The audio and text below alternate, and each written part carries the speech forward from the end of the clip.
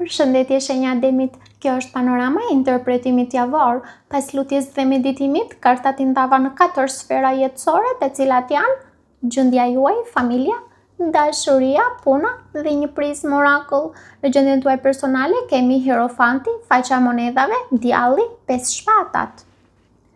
Kjo javë ju vendos në një përballje të fortë mes stabilitetit që kërkoni dhe tensioneve që po mbani brenda vetes. Hierofanti tregon se po përpiqeni të ruani kontrollin, qetësinë dhe strukturën në jetën tuaj. Ju mund të mbështeteni shumë tek logjika, tek rutina ose tek mënyra e sigurtë të vepruarit, edhe kur emocionalisht ndiheni më të trazuar se sa e tregoni. Faqja e monedhave sjell fokus tek ndërtimi i diçkaje konkrete.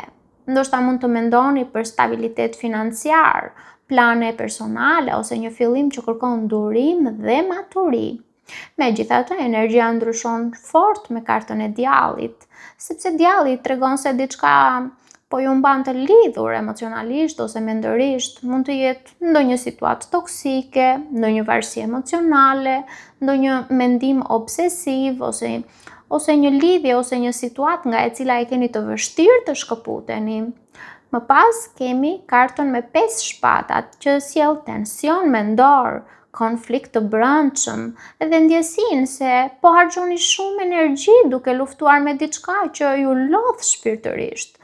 Mund të ketë krenari, heshtje ose betejë egoje me veten ose me dikë tjetër. Narrativa personale duket sikur ju po përpiqeni të mbani qetësinë nga jashtë, ndërsa brenda vetes po luftoni me emocione apo situata që ju konsumojnë më shumë se sa e pranoni. Kartat këshillojnë të mos qëndroni të lidhur me diçka vetëm nga frika e ndryshimit. Jo çdo gjë që duket stabil është edhe e shëndetshme për shpirtin tuaj. Kalojmë tek familja. Në familje kemi kalorësi i monedhave, njeriu i varur, mbreti i monedhave, 3 kupat. Në familje energjia duket më e qëndrueshme, por edhe e ngadaltë ose e kujdesshme do të thoja unë. Kalorësi i monedhave tregon përpjekje për të ruajtur stabilitetin dhe përgjegjësitë familjare. Dikush mund të jetë shumë praktik ose praktike, ose i fokusuar tek detyrimet edhe nëse emocionet nuk shprehen lehtësisht. Me kartën njeriu i varur shfaqet ndjesia e pezullimit. Një situatë familjare mund të mos ecë përpara siç prisni, ose dikush mund të ndihet i bllokuar emocionalisht, duke sakrifikuar shumë por pa marrë qartësi.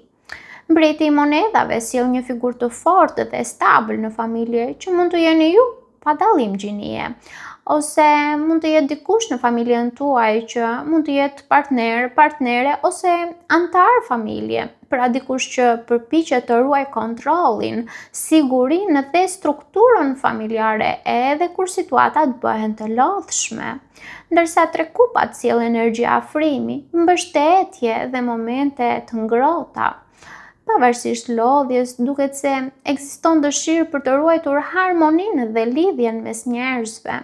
Kartat këshillojnë të mos prisni që gjithçka të zgjidhet vetëm me durim, sepse në disa situata familjare kanë nevojë edhe për biseda dhe dalje nga pezullimi emocional. Kalojmë tek dashuria. Në dashuri kemi 2 monedha, 3 shkopin të dashuruarit, rrota e fatit. Dashuria këtë javë duket shumë dinamike dhe në lëvizje.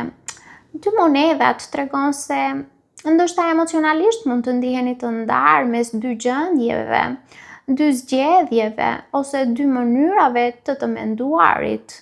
Për disa mund të jetë edhe një dilemë mes 2 partnerëve ose partnereve. Pra mund të përpiqeni të mbani ekuilibër në një situatë që nuk është plotësisht e qartë. 3 shkopin tregon pritje dhe vështrim drejt së ardhmes. Dikush këtu po mendon seriozisht për atë që mund të ndërtohet, por energjia duket ende në zhvillim. Ka ndjesi distance ose pritje për një hap më konkret. Me kartën e të dashuruarve situata bëhet shumë e fortë, sepse të dashuruarit tregon lidhje të rëndësishme, zgjedhje, zemre dhe ndjenja që nuk mund të injorohen. Mund të ketë tërheqje shumë të fortë ose një marrëdhënie që ju vendos përballë vendimeve të mëdha emocionale. Në fund, rrota e fatit sjell kthes të papritur. Dashuria këtë javë duket karmike. Pra, diçka ndryshon drejtim, mund të rikthehet ose duket sikur hyn në një fazë të re që nuk kontrollohet plotësisht nga ju. Ka ndjesinë se fati ose Zoti quajeni si të dëshironi, pra po e bën të mundur që situatat të lëvizin ose t'ju shtyn juve drejt një kuptimi më të thellë emocional.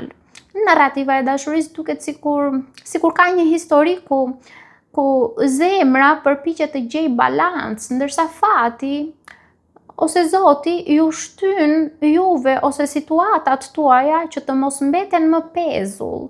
Pra, për disa mund të ketë rikthim personi, për disa mund të ketë një vendim sentimental, për disa mund të ketë një ndryshim të rëndësishëm në mënyrën se si po zhvillohet një marrëdhënie ekzistuese.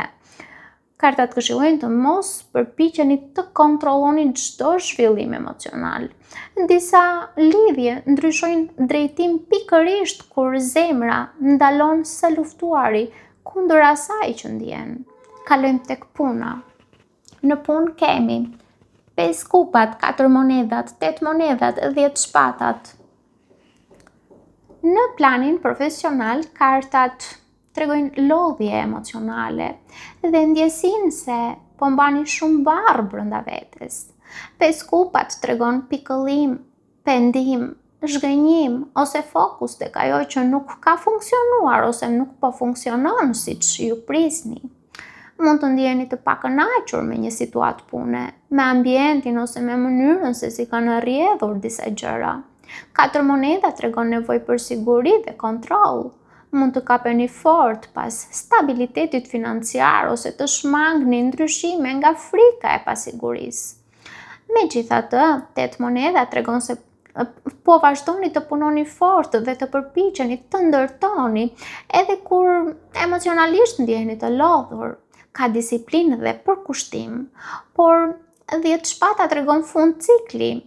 Një situatë profesionale mund t'ju jap lodhje mendore ose një mënyrë e vjetër pune mund të arrijë limitin. Kjo kartë shpesh del kur diçka nuk mund të vazhdojë më në të njëjtën mënyrë.